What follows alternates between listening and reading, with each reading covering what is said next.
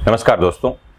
कई बार लोग वाहनों की खरीदी बिक्री करते हैं। मतलब जो पहले से मालिक है वो अपनी गाड़ी बेचता है और ऐसी गाड़ी को सेकंड हैंड या थर्ड हैंड व्हीकल कहा जाता है। लेकिन कुछ लोग क्या करते हैं कि गाड़ी बेच तो देते हैं लेकिन नाम का ट्रांसफर नहीं करवाते। नाम ट्रांसफर नहीं करवाने के पीछे उनकी जो मंशा होती है कि गाड़ी फर्स्ट हैंड ही रहेगी, चला सेकंड हैंड व्यक्ति रहा होगा और जब गाड़ी बेचेंगे तो कीमत ज़्यादा मिल जाएगी।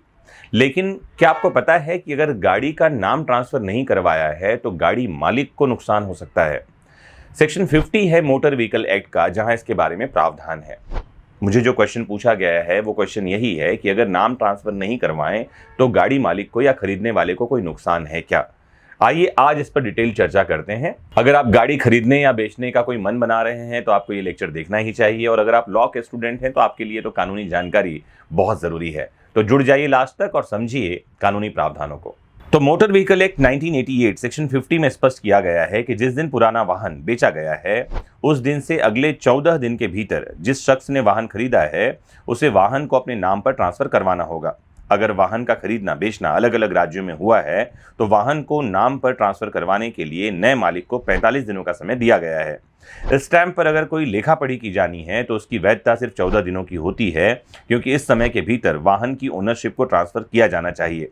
आपको जानकारी दे दूं, अगर गाड़ी के नए मालिक ने उसे अपने नाम पर ट्रांसफर नहीं करवाया है और बिकने के बाद भी गाड़ी मूल मालिक के नाम पर ही है तो इसके कई नुकसान हो सकते हैं। एक वाहन से अगर ऐसा कोई अपराध होता है या किसी गलत काम के लिए गाड़ी चला रहे नए मालिक को पकड़ा जाता है तो कार्यवाही मूल मालिक के नाम पर होती है।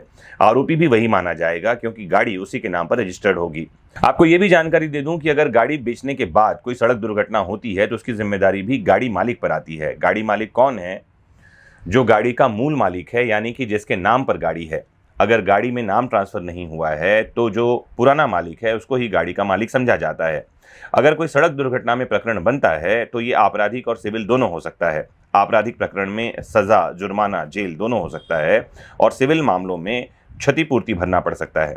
आपको ये भी जानकारी दे दूं कि अगर नया मालिक वाहन खरीदने के बाद निर्धारित समय में उसे अपने नाम पर ट्रांसफर नहीं करता है तो मूल मालिक का यह कर्तव्य है कि वो वाहन को ट्रांसफर करवाने के लिए नए मालिक को रजिस्टर्ड डाक के जरिए एक सूचना भेजे और उसे जल्द से जल्द वाहन ट्रांसफर की चेतावनी दे।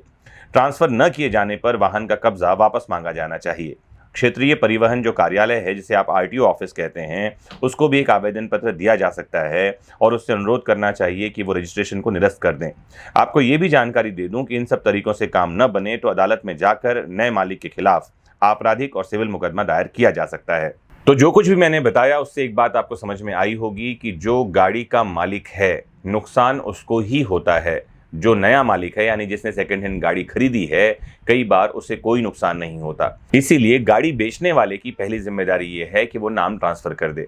अब एक बात और समझते हैं कि गाड़ी खरीदने वाले को क्या नुकसान हो सकता है। गाड़ी खरीदने वाले को एकमात्र नुकसान ये हो सकता है कि गाड़ी का मालिक वो नहीं रह गया। पैसे तो पेमेंट पूरे कर दिए हैं, गाड़ी उसके कब्जे में है, लेकिन दस्तावेजों में मालिक पुराना व्यक्ति है। मतलब अगर ये व्यक्ति गाड़ी आगे किसी को बेचना चाहता है, मतलब गाड़ी का नया मालिक अगर गाड़ी को किसी को बेचना चाहता है या उसे मॉर्गेज यानी बंधक रखना चाहता है, गिरवी रखना चाहता है, तो ये कुछ भी नहीं कर सकता। पैसे दे देने के बाद भी क्योंकि दस्तावेजों में इसका नाम नहीं है, इसे मालिकाना हक नहीं मिलता। मतलब साफ साफ ये है कि नए मालिक और पुराने मालिक दोनों को ही अपने हितों की संरक्षा के लिए तत्काल ही गाड़ी का नामांतरण करवा लेना चाहिए। जैसा कि मैंने बताया 1988 के मोटर व्हीकल एक्ट में इसके लिए 14 दिनों का समय दिया गया है। मुझे उम्मीद है कि ये जानकारी आपको काम की लगी होगी। जुड़े रहना है आपको अपने फेवरेट प्लेटफॉर्म विधिक शिक्षा से। नमस्कार, जय हिंद।